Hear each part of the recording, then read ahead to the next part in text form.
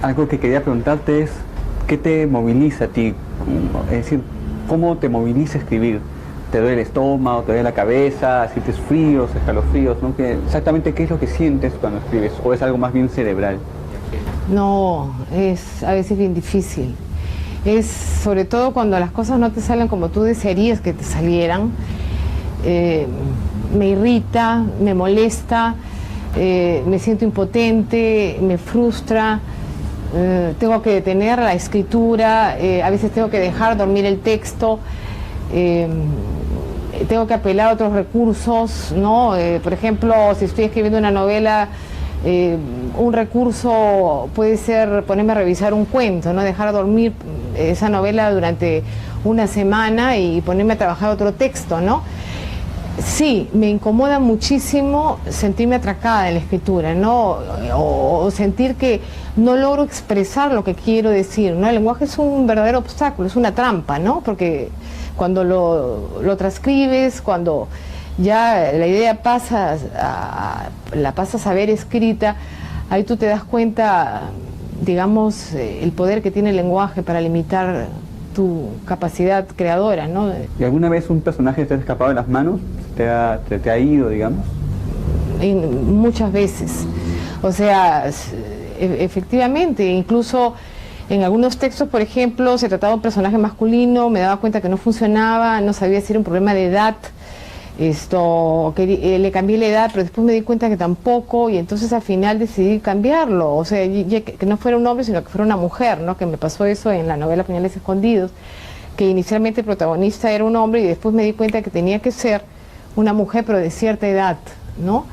O en otras circunstancias, súbitamente el personaje hace algo que yo no había previsto, digamos, inicialmente, y eso me obliga a retroceder en la historia hasta el principio y volver un poco a reescribirla y revisarla, y siento como que el personaje ya adquirió un ritmo propio que yo no había anticipado, ¿no? Pero bueno, eso creo que es también la parte placentera del asunto, ¿no? Cuando se te escapan, porque tampoco es cierto, bueno, que los personajes son independientes o autónomos, obviamente del autor, ¿no? Pero claro, de pronto hace algo así como una paradoja, ¿no? O sea, una paradoja para la historia, es un personaje, ¿no? Y te gusta esa paradoja, entonces lo dejas ahí y más bien regresas a la historia hasta el momento, hasta el primer momento, y la vuelves a reescribir, ¿no? Para ajustar, digamos, la paradoja que hizo ese personaje dentro de la historia.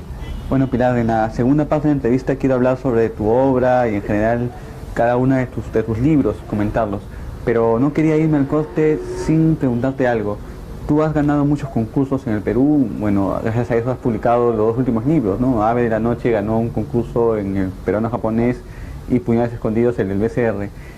Y la pregunta es, ¿tú crees que es necesario ganar premios para escribir en el Perú o qué importancia le das a los concursos finalmente? Bueno, yo tengo una visión particular en relación con el asunto. Una vez me hicieron la misma pregunta y respondí honesta y directamente lo que pensaba y voy a dar la misma respuesta ahora. Pero voy a señalar antes lo siguiente, ¿no? Que es un reconocimiento al autor y también es una forma como de facilitar el acceso a editoriales. Y lo que decía hace poco, ¿no? Que para escritores que recién comienzan a publicar es altamente estimulante, ¿no? Para gente que tiene, pues, que tiene 25, 24 años, que publica por primera vez un cuento, un poemario, ¿no? Que dentro del reino, digamos, de las pobres estimulaciones que existen en el país para los artistas, estas sí son estímulos, ¿no? Pero ya después, digamos, y esta es la respuesta que di en esa oportunidad que me preguntaron, que la vuelvo a repetir, bueno, mi interés es crematístico, ¿no? O sea, es eso, ¿no? Me interesa por eso, y bueno, por lo menos me interesó por eso en el último concurso en el que participé. Es decir, que el dinero... Sí, ese es el asunto, como ocurre en otros países, ¿no? Porque eso también es una forma de subvencionar en parte tu producción artística, ¿no? Pero indudablemente que los premios y el reconocimiento que te da un premio te facilita el acceso a la editorial. Eso también está, eso está un poco fuera de discusión incluso, ¿no?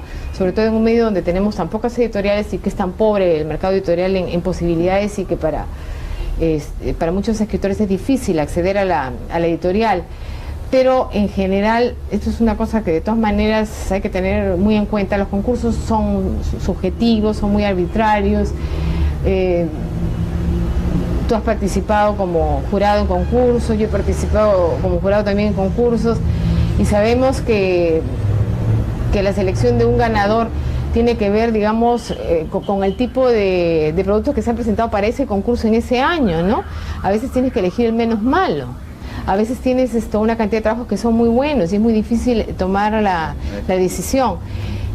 Por eso, en términos de lo que significa valoración estética y calidad del producto, un concurso tiene sus reparos, ¿no? Porque no deja de tener, bueno, toda esta constelación así subjetiva de la selección.